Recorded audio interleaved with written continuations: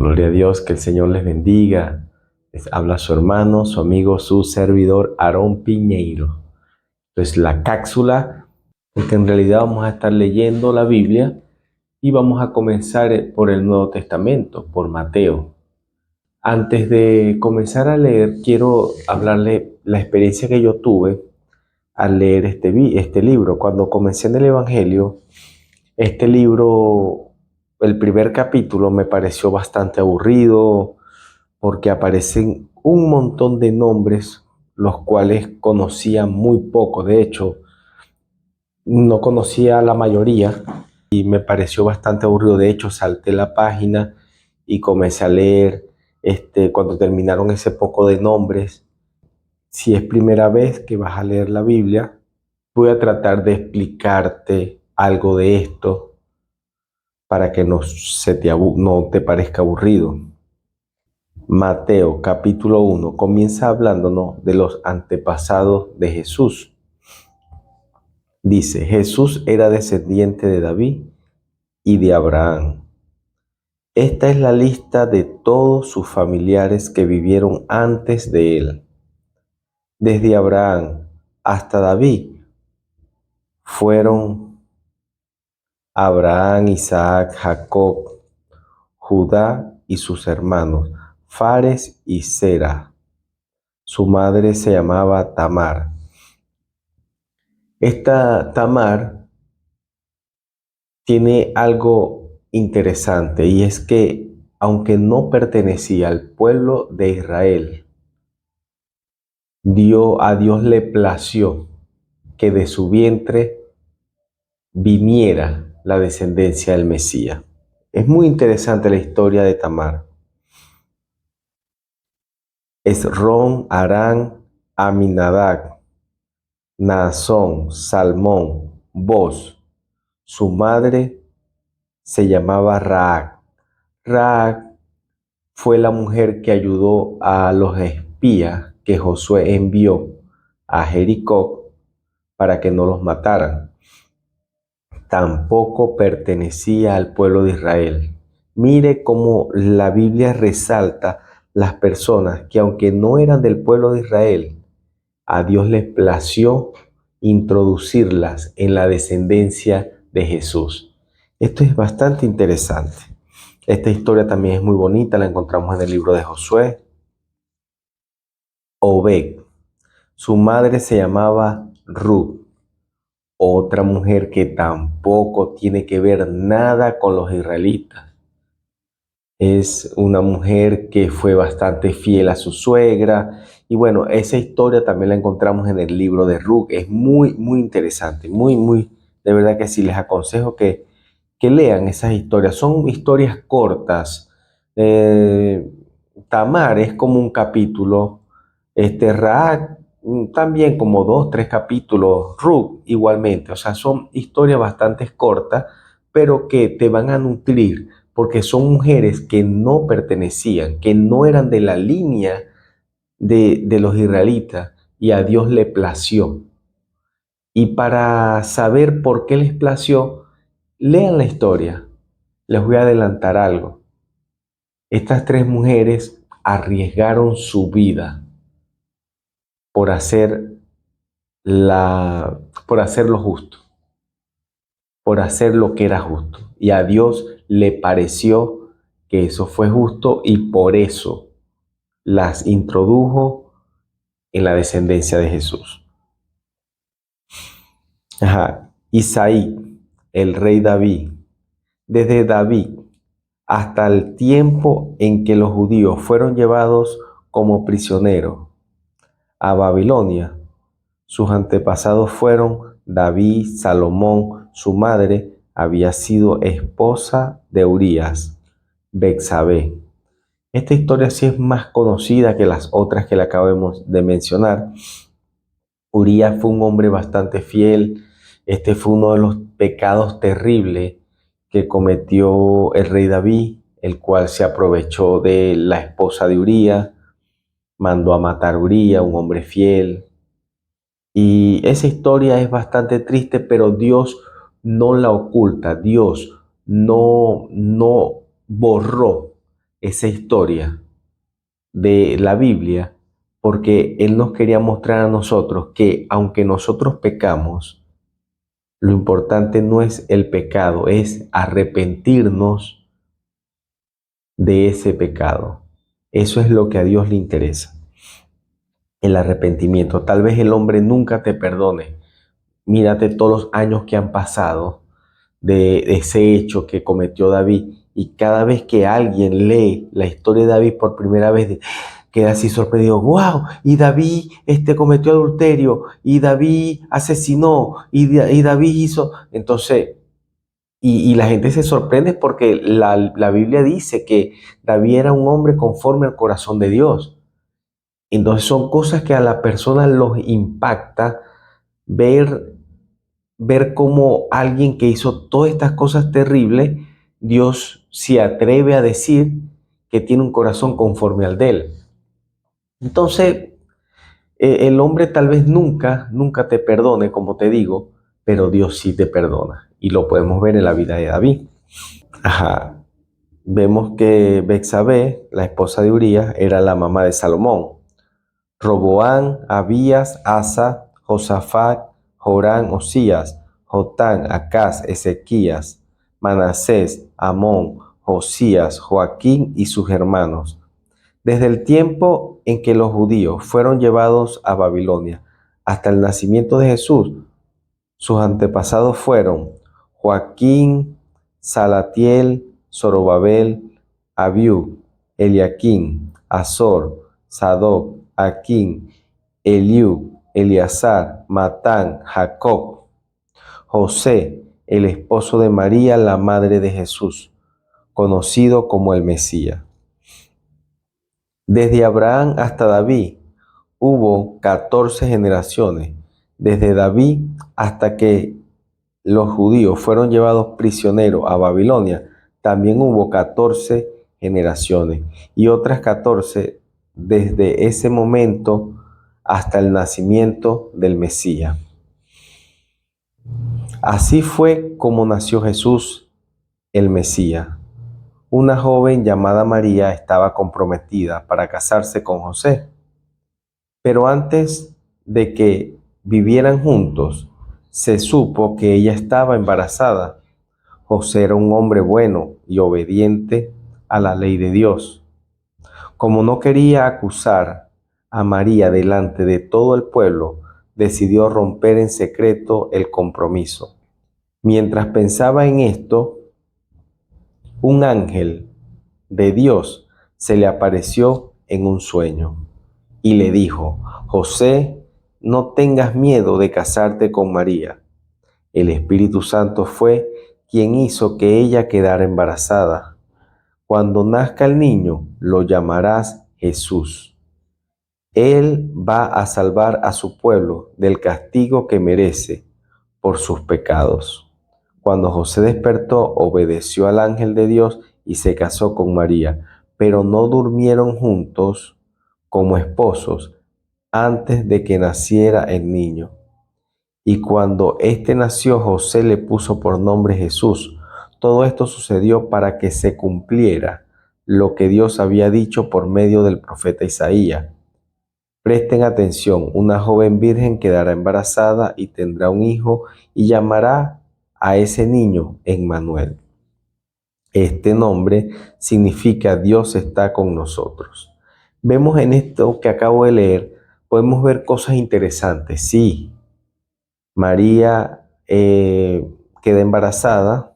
Vemos en este pasaje que nos deja cosas interesantes que nos pueden ayudar con enseñanzas que muchos católicos, curas, han mantenido durante años, que está errado, como es que María nunca tuvo relaciones con José. Dice que mientras estuvo embarazada de Jesús, no durmieron juntos.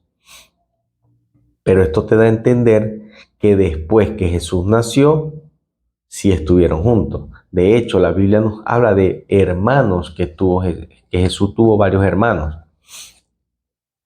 Entonces, esa enseñanza que de repente hay curas por allí enseñando de que no, María nunca tuvo más hijos, que María nunca durmió con José. Eso es mentira, eso es mentira. Aquí podemos romper con eso.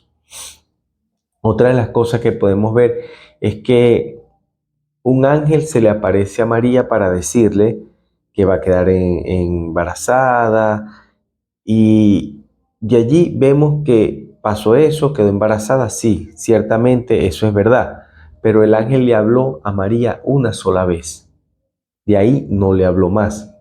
Pero acá vemos que a José no le habló una sola vez, le habló varias veces. Y vemos que de María han hecho esculturas, han hecho figuras. Vemos que muchos católicos actualmente todavía ellos utilizan la palabra venerar, lo mismo que adorar. No tiene nada de diferencia, porque en realidad lo que hacen es adorarla, no la veneran. Esa palabra venerar la utilizan mal, porque en realidad lo que hacen es adorarla. Entonces, no estoy en contra de María, no tengo nada en contra de María. Ella fue una mujer santa, obviamente, una mujer que Dios usó, que Dios fue el instrumento de Dios, etcétera. Pero no podemos decir que ella es la madre de Dios. No podemos decir que ella es más importante que Dios. No podemos decir, no, vamos a pedirle a la mamá de Dios, a María, para que nos conceda esto. Esos son los errores doctrinales o errores de creencias que tiene la religión católica. De verdad conozco muchos católicos buenísimos, o sea, que de verdad provoca hablar con ellos, conocen la palabra de Dios, y los respeto, los respeto. De hecho, yo tengo hermanas que son católicas de verdad, y, y tú hablas con ellos, wow, y tienen una fe increíble, pero tienen ese pequeño detalle todavía. Igualito, el que ninguno de nosotros debemos juzgar ni señalar, porque no estamos llamados a eso, simplemente enseñar lo que la palabra de Dios nos manda a enseñar, que es la escritura, más nada. Nosotros nos vamos acá y de allí, si hay católicos que todavía adoran vírgenes, imágenes, o entre comillas, como ellos dicen, veneran, es porque desconocen muchas cosas de la palabra de Dios. Por eso les animo a los católicos que comiencen a leer la Biblia. Anímense a leer la Biblia. Entonces vemos acá que en este pasaje, este pedacito que acabo de leer del 18 al, al 25, vemos que nos habla de esos puntos interesantes. Primero, le da el nombre, no le da el nombre a María. El nombre del niño que iba a nacer, del Hijo de Dios que iba a nacer, se lo dio a José. Le dijo, lo llamarás Jesús. Y vemos también acá una profecía que es como que el peso, lo que da el peso de que Jesús era el Mesías, de que Jesús era el Hijo de Dios. Y es la profecía de Isaías, donde dice, presten atención, una joven virgen quedará embarazada y tendrá un hijo y llamará a ese niño Emmanuel. Esto quiere decir Dios con nosotros.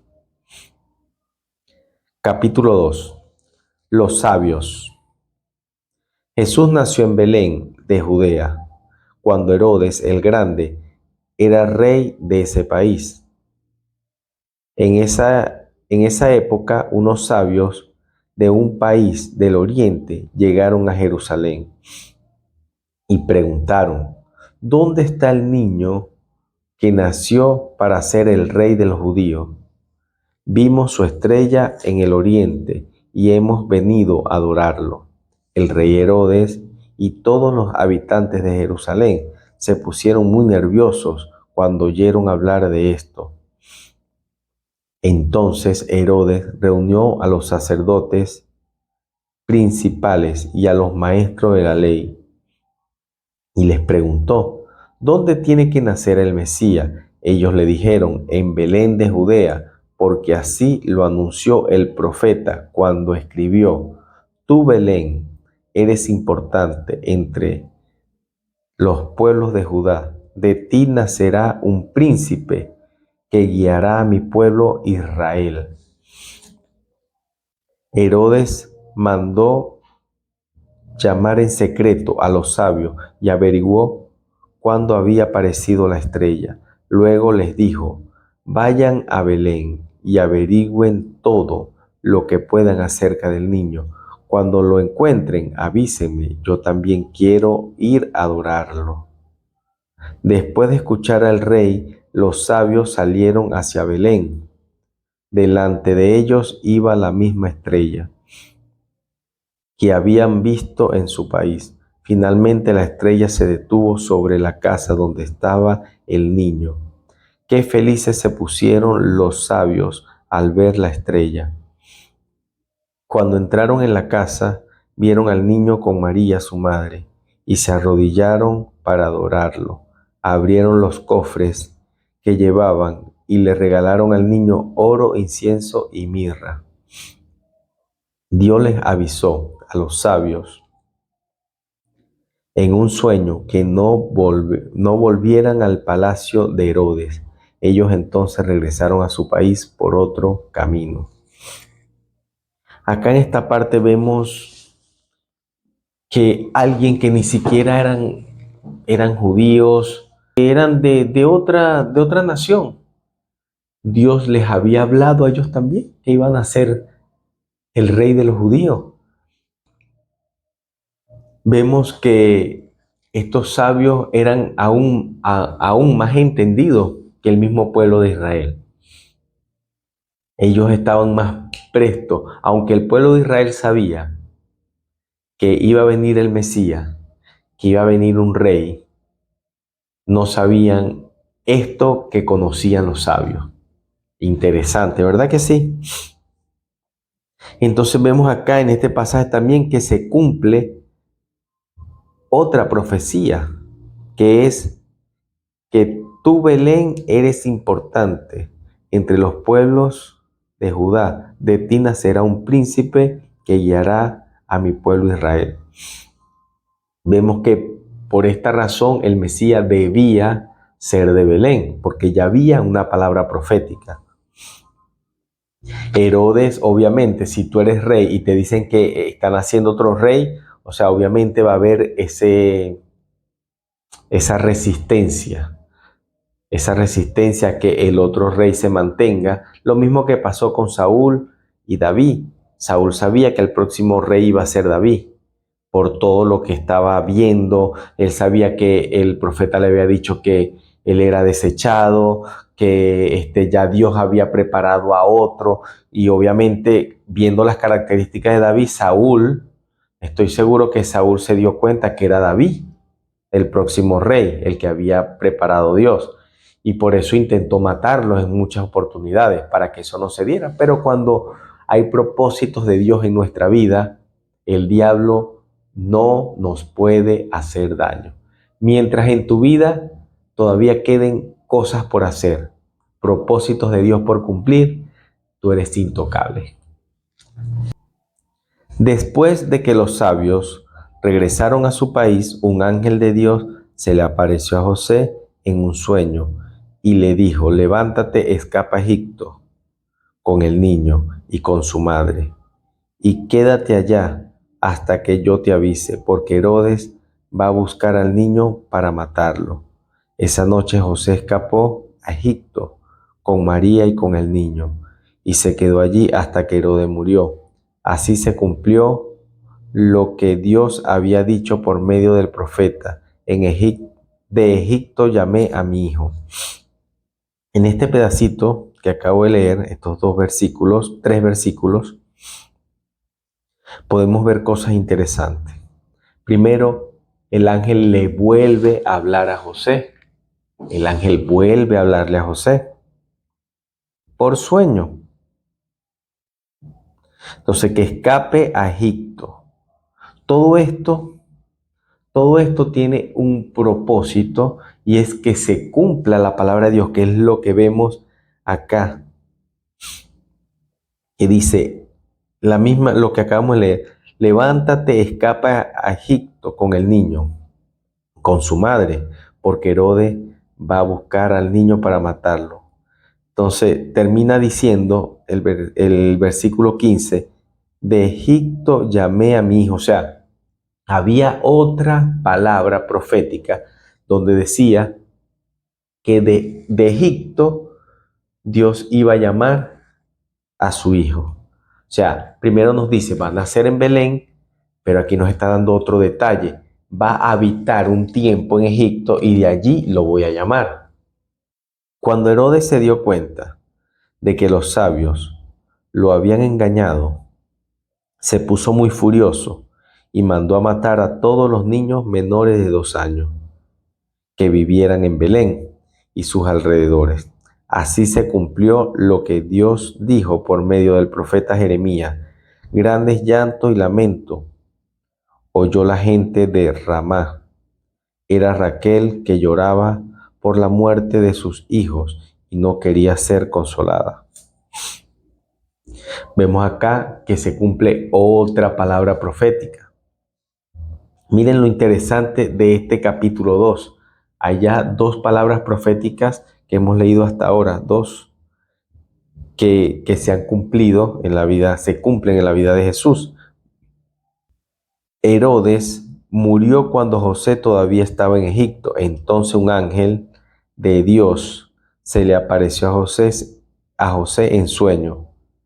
Vemos acá que otra vez, ya van 3 veces que le ha hablado el ángel a José, mientras que a María una sola vez se le apareció. Y yo no veo a ningún cura, ningún católico adorando o venerando a José, que fue el que Dios utilizó para guardar la vida de Jesús. En realidad fue a José quien Dios usó para resguardar que a Jesús no lo mataran, que en Jesús se cumpliera todos los planes de Dios.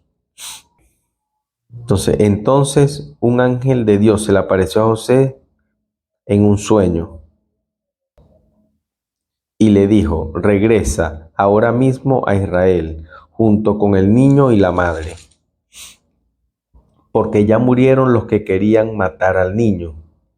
José, María y el niño regresaron a Israel, pero José tuvo miedo de ir a la región de Judea, porque supo que Arquelao, el hijo de Herodes, era el nuevo rey allí.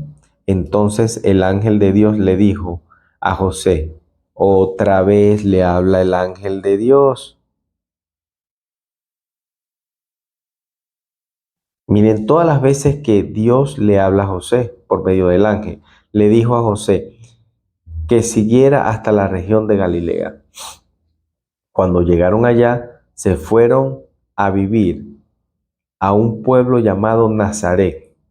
Así se cumplió lo que Dios había dicho por medio de los profetas. El Mesías será llamado Nazareno. Otra palabra profética más que vemos cumplida aquí en este capítulo 2.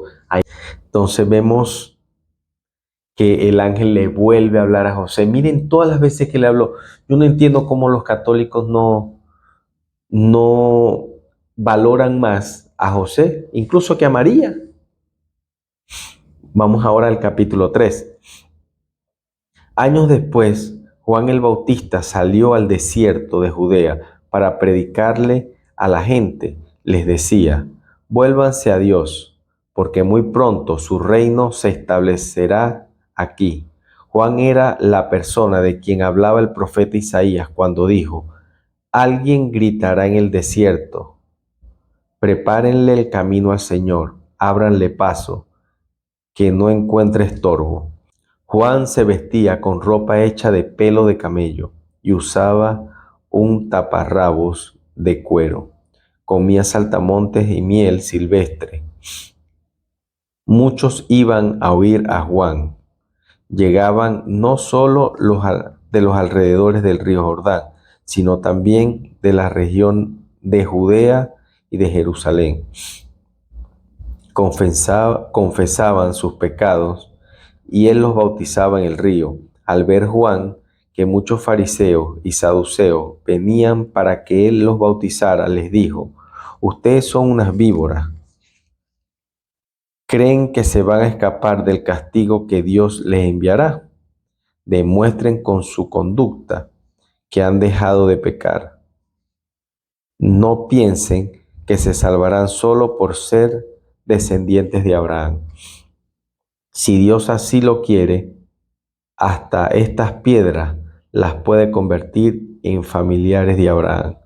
Cuando un árbol no produce buenos frutos, su dueño lo corta de raíz y lo quema. Y Dios ya está listo para destruir a los que no hacen lo bueno.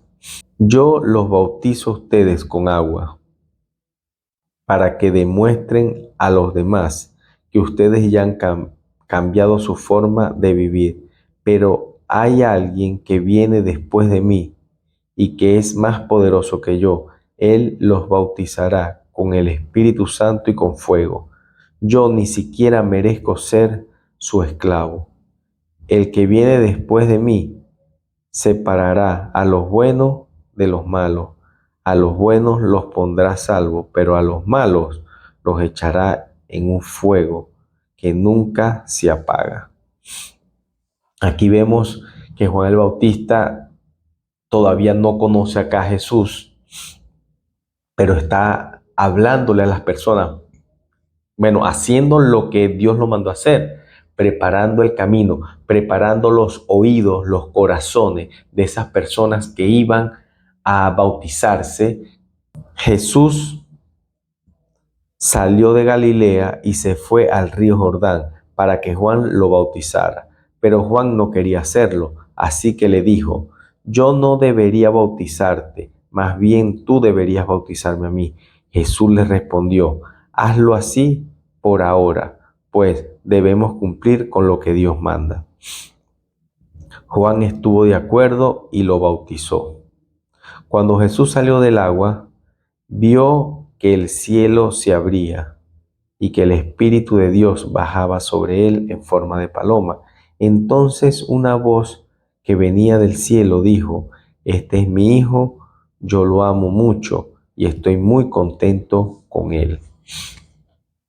Vemos que Juan el Bautista, al ver a Jesús, no quería bautizarlo, se estaba oponiendo, pero Jesús le dijo: conviene que esto se haga, conviene que las personas vean este ejemplo para que ellos continúen.